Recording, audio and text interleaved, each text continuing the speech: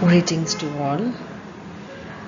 Welcome back to another session on Introduction to Television and Cinema, third semester complementary course in electronic media. We were discussing about Masters of Indian Cinema, and we have completed one person, that is H.S. Bhattacharya. And now we move on to the most important or the prominent figure in Indian cinema, and that is Dada Saheb Phalke.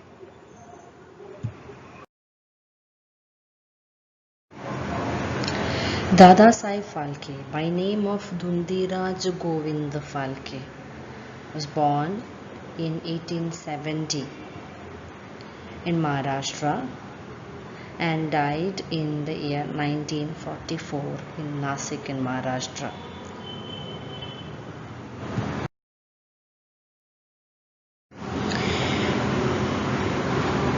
He was the director of motion picture and is considered as the father of Indian cinema.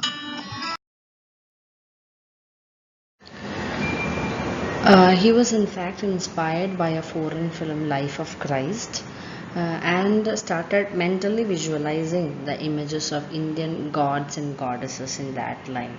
Okay, what really obsessed him was the desire to see Indian images on screen in a purely Swadeshi venture.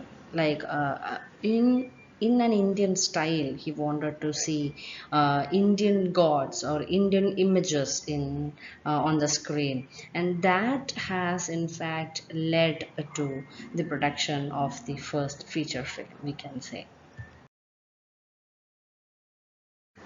Before the movie, we can say that he has fixed up a studio in Dadar Main Road, and as per your text, he wrote the entire scenario, erected the set, and started shooting for the first venture, like Raja Harishchandra, in the year 1912. And the movie, it was released in the year 1913. Okay,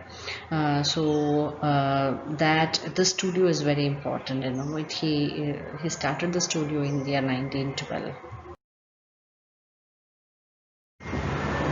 And the first full-length movie story film of Phalke was completed in 1912 and released at the Coronation Cinema on 21st April 1913. 1913, the year is important for the reason the same year Rabindranath Tagore has received a Nobel Prize for Literature. So it is in the same year Raja Harishchandra got released. Some tidbits of it are available in YouTube. If you are interested, you can see, how he brought out that first feature film in India. Okay, so with this, he was credited with making India's first indigenous feature film, we can say. And the first show was for the special invites and members of the press. The film was widely acclaimed by one and all and proved to be a great success. He pursued a variety of interests, even though he determined to pursue his dream, and he joined Sir J.J. School of Art, Bombay in 1885. We can see that he pursued a variety of interests, including photography, lithography, architecture, and amateur dramatics, and he became, very good at, or I can say he had some magic in him, and that is why, in almost all the areas that he had a kind of interest, he excelled over there.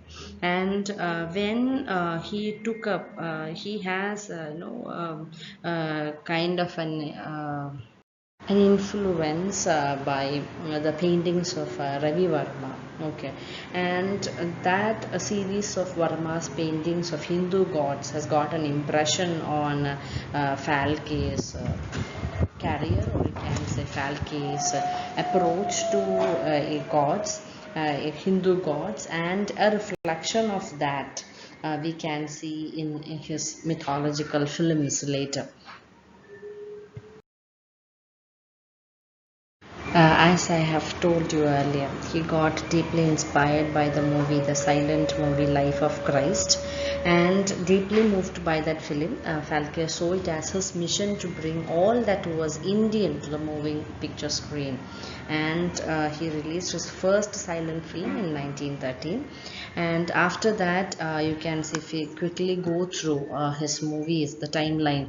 Mohini Basmasu, it was in the 1914. Then another movie, Satyavan Savitri, in 1914. In 1917, we have Satyavadi Raja Harishchandra. In the same year, we have Langa Dahan. Then in 1918, we have Sri Krishna Janma. And in 1919, we have Kalyamardhan. All these Indian stories and Indian flavor, it got introduced into film through by Dada Saheb. Another concept, that we have to remember here is like another fact. It's not in fact a concept, that he introduced a female character in the leading role in his film Basmasur Mohini, which came in the year 1913. At a time when professional acting was a taboo for women, at that time he brought out a woman to act in that main role. And also you can see that his employment of mythological themes and trick photography, it delighted his audience. That is what critics say about him. The way he dealt with these themes, it has amused and also delighted the audience. And with the introduction of sound in cinema and the expansion of film industry, you can say that Falke's work lost its popularity, basically because he was focusing on the nuances of photography. Okay. And you can say towards the end of his career, he was like sick, and he was almost like lonely, and it was like a difficult time for Falke. And in recognition, and he died in the year 1944. In recognition of Phalke's contribution to Indian cinema, the Government of India instituted Dada Saheb Phalke Award in 1969. You have to remember the year 1969, an award presented annually by the President of India for the lifetime contribution to Indian cinema. Okay.